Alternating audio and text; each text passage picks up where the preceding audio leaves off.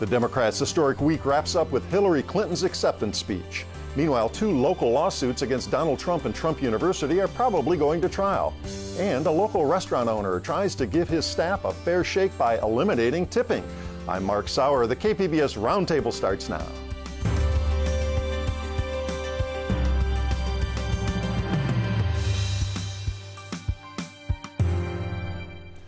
Welcome to our discussion of the week's top stories. I'm Mark Sauer. And joining me at the KPBS Roundtable today are Chris Genuine, editor and publisher of the Times of San Diego. Hi, Chris. Great to be here. Good to see you today. Reporter Bianca Bruno of Courthouse News. Hi, Bianca. Hi, how are you? Good, welcome. And Lori Weisberg, who covers tourism and hospitality for the San Diego Union Tribune. Hi, Lori. Hi there. Welcome back. Well, Philadelphia was a fitting place for the history made this week. A major American political party chose a woman as its standard bearer 94 years after American women got the vote. Hillary Clinton, who spent decades in public service and has plenty of scars to show for it, was chosen by Democrats who sought to unite after a fractious first day. Here's what Clinton said she pledges to do in her first 100 days in office. In my first 100 days, we will work with both parties to pass the biggest investment in new, good-paying jobs since World War II. Jobs in manufacturing, clean energy, technology and innovation, small business and infrastructure. If we invest in infrastructure now, we'll not only create jobs today, but lay the foundation for the jobs of the future. And we will also transform the way we prepare our young people for those jobs. She vowed to keep fighting for issues critical to children and families, painted a hopeful vision of America, and denigrated Republican nominee Donald Trump as unfit and ill-tempered for office. Now, Chris, they once said there wasn't a dime's worth of difference between the two parties here, but these conventions this month seem starkly different. It really was night and day, and in fact, to use some of the phraseology that we heard at the conventions, it was morning and midnight. The Democratic convention certainly created a sense of optimism. The focus was America is great, but there are problems to be fixed. Versus the Republican convention, which was very much that America is under threat and we've got to fix it now. And in fact, Donald Trump, saying that he was the one who was going to fix it. You even heard it, interestingly, if you listen closely, in the music. There was a lot of 60s rock and roll in the Republican convention, notably Satisfaction by the Rolling Stones at the end of it, but more recent, more upbeat pop numbers in the Democratic convention. Okay. Now, a major theme at both conventions, tragic shootings of police officers and unarmed black citizens recently. San Diegans are reeling today at the news of 2 officers shot here just last night. Trump emphatically says he's the law and order candidate. And how does Hillary Clinton address police shootings and the problems there? There was certainly much more about law and order, about terrorism in the Republican convention, but the Democrats certainly talked about it as well. And I think one thing that Hillary Clinton mentioned specifically was Dallas, the tragedy in which 5 Dallas police officers lost their lives. The police chief there, Chief Brown, called for new officers, and I think within a day, something like 500 people came forward to join the force. I guess it is surprising that the Democrats didn't focus more on the hot-button issue of law and order and also on terrorism, although, to be truthful, the Democrats under Obama are carrying out a war against ISIS right now, over 2 years of airstrikes against bombing them. Well, how would you contrast what Hillary Clinton is? She's seen as a hawk and more to the right of Obama when it comes to terrorism and military overseas and all. And how do her remarks contrast with Donald Trump on this? I think that Hillary Clinton certainly has the defense establishment behind her. She's had the experience of dealing with the Iraq War as a senator, and perhaps more significantly, dealing with the SEAL attack that took out Osama bin Laden. I mean, that's a very difficult decision to make, to send in a team into a country we're an ally with based on intelligence to go after someone. And there was in one of the videos that preceded, in fact, several of the videos that preceded the talks, there was that classic image of her with her hand over her mouth, President Obama in the background, military officials all around as they're waiting for the results of the SEAL raid. Of that raid, right. Well, we've got a couple of women on the panel today. A big theme, of course. She was the first woman here to be named as a major party candidate, as I said at the outset. Now, in 2008, when she ran against Barack Obama, she didn't embrace that, didn't make that big an issue. This campaign, she seems to be doing that, right? What's your reaction as a woman, and how's that playing to women out there? I think she also is kind of playing out to millennial women. Mm-hmm. So I guess I would be a millennial woman. Mm-hmm. I saw last night there was a sketch on Stephen Colbert's show with some popular women, Alana Glazer and Abby Wambach, and they're two women who did a sketch about. They were sort of signing the Declaration of Independence and what it meant to have a woman. So this theme is very much out there within pop culture. We're seeing some of the talk shows. And she's been on a lot of talk shows herself, sort of playing into that as well. Exactly, yeah. Lori? Well, I kind of wanted to switch back to the comparison you were making between the two conventions, and you noted how it's almost like a dour kind of sense of hopelessness about the country right now with the Republican convention and Trump positioning himself as he would be the one to fix it, and there was more kind of hopeful inclusiveness under the Democratic convention. And I was just seeing today that despite that kind of negative, dark view of the world that we saw from the Republican convention, the latest polls are showing a significant bump in the polling for Trump since that convention. So it obviously, no matter what you think of that convention, it resonated because he's polling significantly well, and those are better. Notoriously volatile, and we'll see. Of course, we won't know for several days what the effect is after this convention here. Right. We do have a bite from Michelle Obama, as I said in the open. This was a lot of division in the first day of this, and Michelle Obama was one who gave a powerful speech and tried to pull the party together. Here's one of her most talked about remarks. So that today, I wake up every morning in a house that was built by slaves.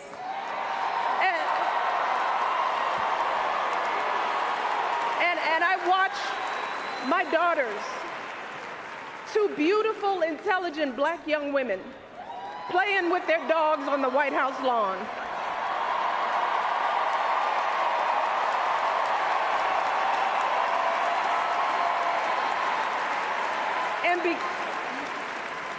And because of Hillary Clinton, my daughters and all our sons and daughters now take for granted that a woman can be president of the United States.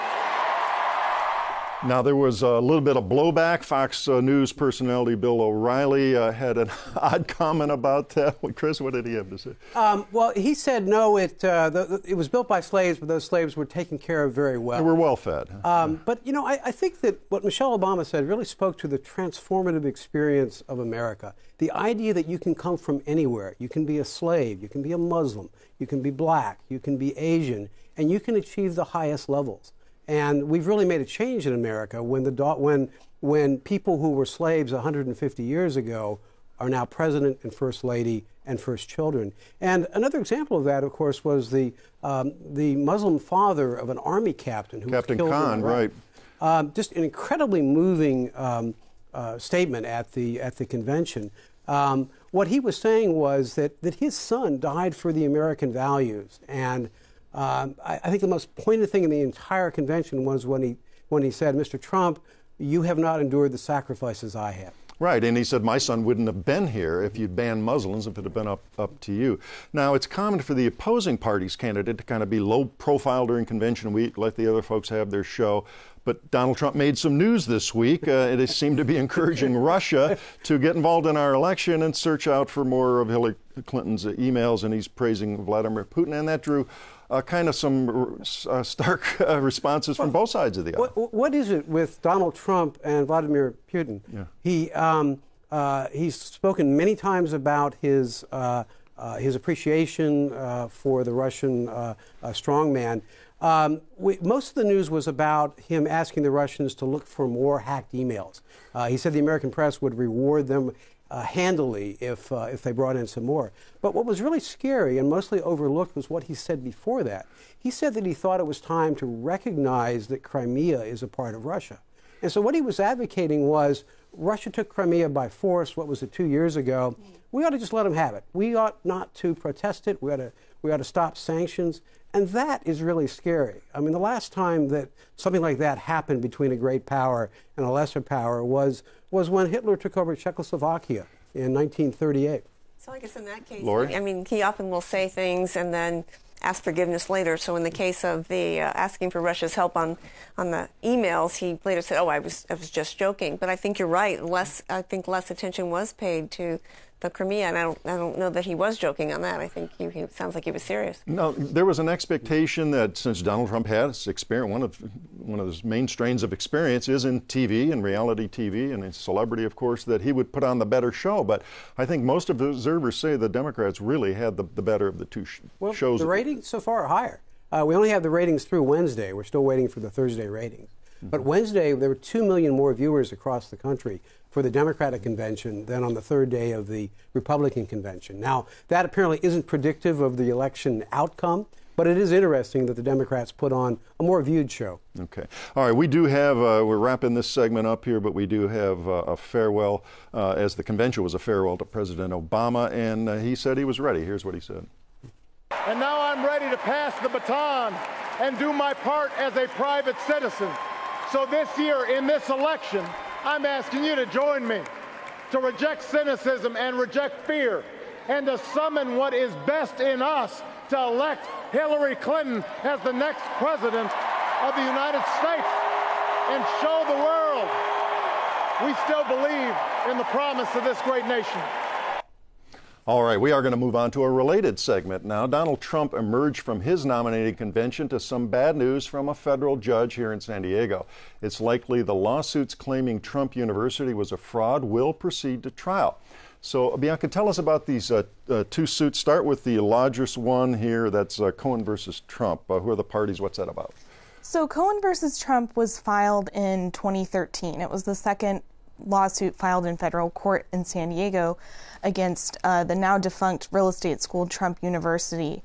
Cohen was filed by Art Cohen and a bunch of other plaintiffs. This is a nationwide suit, whereas the other one only covers former students in California, New York, and Florida. Is that the Lowe versus Trump University? Yes. Okay. So that one is the older suit. It was filed in 2010. And the federal judge presiding over the cases, who Donald Trump has actually lambasted publicly, Judge Gonzalo Curiel, has said that's one of his oldest cases that he's presiding over. So he's really hoping to get that one moved forward. As of right now, the trial date is set for after the election in November, for the week after Thanksgiving. Okay. All right. Now, there are some pretty high-powered attorneys involved. Tell us about Daniel Petrocelli to begin with. So Daniel Petrocelli is an attorney out of Los Angeles. He represented the Goldberg family in the O.J. Simpson trial, and he also represented Enron CEO Jeffrey Skilling. He's a well-known trial attorney, has a bunch of accolades, so he was probably a top choice for Trump. And Trump's fourth attorney. He is. He's the fourth attorney. Okay, so he's going through a bunch. Now, Jason Forge on the other side, the plaintiff's attorney. Jason Forge is a former federal prosecutor with the U.S. Attorney's Office. He's worked on a lot of white-collar crime suits, actually representing the defendants in those cases.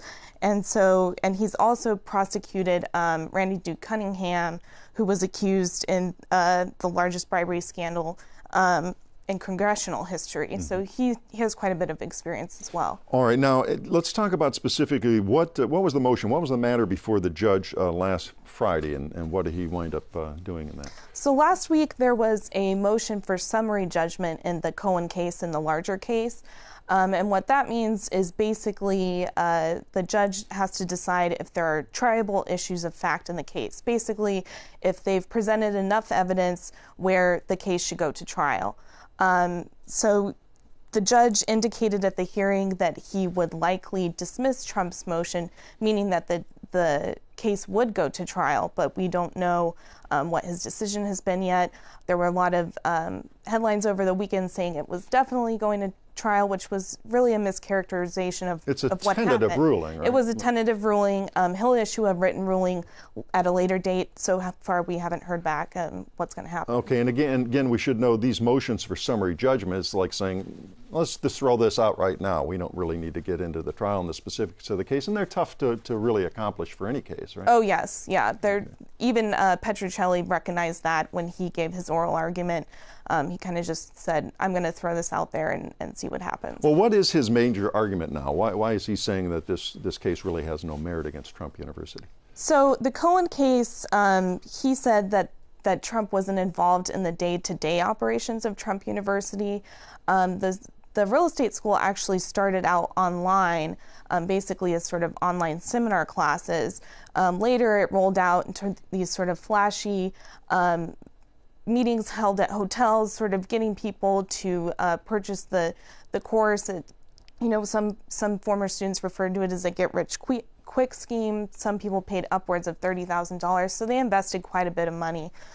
Basically, Petruccelli said Trump wasn't involved in the day-to-day operations. There were a lot other people involved in that. Go ahead, Chris. Isn't that very much Trump's business model, after all, that he sells rights to his name, but he doesn't really get deeply involved in either building a hotel, building a golf course, or building a university? And, he really makes his money just in that transaction with his name. Oh, absolutely. And they even sort of pointed out that some of the advertising schemes and the way that it was presented, that one of the major claims is that he said that he handpicked the mentors and the teachers for the course, when in reality he was not very involved in that as the program grew. And so basically Petruccelli said it's sales puffery common in advertising. And what does Jason Ford, the plaintiff's attorney, say in response to that? So he pointed out a video that was filed where, in evidence, where Donald Trump had said that he handpicked the instructors. This is a major claim in the case, in both cases actually, and basically pointing out that he did handpick them. Petruccelli said that was copy and pasted, that it was from a previous sort of interview that he'd done at the very start of Trump University years ago, and that Trump wasn't even aware that the video was being used at the seminars at hotels. All right, we've got a short time left in this segment. The videotape depositions Donald Trump gave in these cases, the media outlets, some national and local, want these released. Now, the transcripts are mostly out there. Why do they want the videos out of what Trump said under oath in these civil cases? So the media outlets are being led by the Washington Post. The New York Times and a bunch of other national outlets have also gotten involved. Basically, they're saying that the videos will show, what the world has come to see of Donald Trump, how he behaved, his facial expressions, how he gesticulated, basically his attitude throughout the deposition. Okay, so much different from reading just black and white on printed page. Yeah, that it would give a lot of context, and that it should be public because it has become a campaign issue, mainly because he himself has made it a campaign issue on the trail. Now, you said the trials won't happen until after the election. When might the judge rule on these video depositions? So that hearing was a couple weeks ago, in early July. We don't know yet when he'll rule. In the past, he's ruled the same day as a hearing, but the past two hearings on these two matters, the motion by the media outlets and then the summary judgment motion, are pretty big motions. They could really change the course of the litigation. So it seems that Judge Curiel is really taking his time to decide what happens. Did you get a sense of, during the hearing on the video depositions, did you get a sense by his questions which way he was leaning at all? Could you even read the tea leaves on that? I do expect him to release the tapes just because Forge really made the case for it being public, for it being a campaign issue, and important for the electorate to see how Donald Trump behaved. Okay. All right. Well, we'll be watching for your follow-ups as these rulings come along here. It's a fascinating case. We're going to move on. The minimum wage is going up in San Diego and across California. One San Diego restaurant owner is taking an action he hopes will ease the impact of these wage hikes. Lori, who is Arturo Castle? What's he planning on doing? He's the owner of several restauants that go by the name of Whisk and Ladle and Prep Kitchen. They're kind of more upscale restaurants. He, like other restaurateurs, believe that the minimum wage increases, which will be continuing for a while, will hit restaurants the hardest because most restaurants pay their servers, their front of the house staff, they pay the minimum wage because they make the bulk of their money from tips. Okay. So now they're going to have to raise those wages along with all of their staff, and many other staff already makes above minimum wage. So he feels that rather than increase prices, that this is the way to control these rising costs. That with the service charge, he's going to charge a 20% service charge that you will automatically get on your bill. You no longer have the latitude to tip yourself, and it's 20% because he says the average tips at his establishments are about 20%. All right, we do have a bite from him explaining why he thinks this is necessary. Oftentimes a 300% income discrepancy between the employees, servers that you see, and the employees that you don't. This is as a direct result of some quirky California labor laws and a recent court ruling which now excludes the back of the house from sharing in the tip pool. Okay, so there's two sides to this. I mean, the employee side and the customer side. Is he trying to play to both here and be fair across the board? Yeah, and he's saying that with this he can pay better benefits, he can afford better benefits.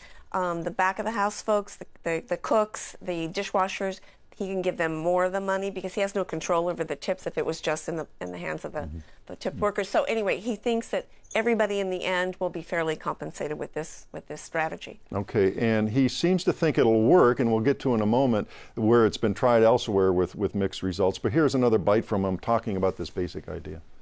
The idea is quite simple.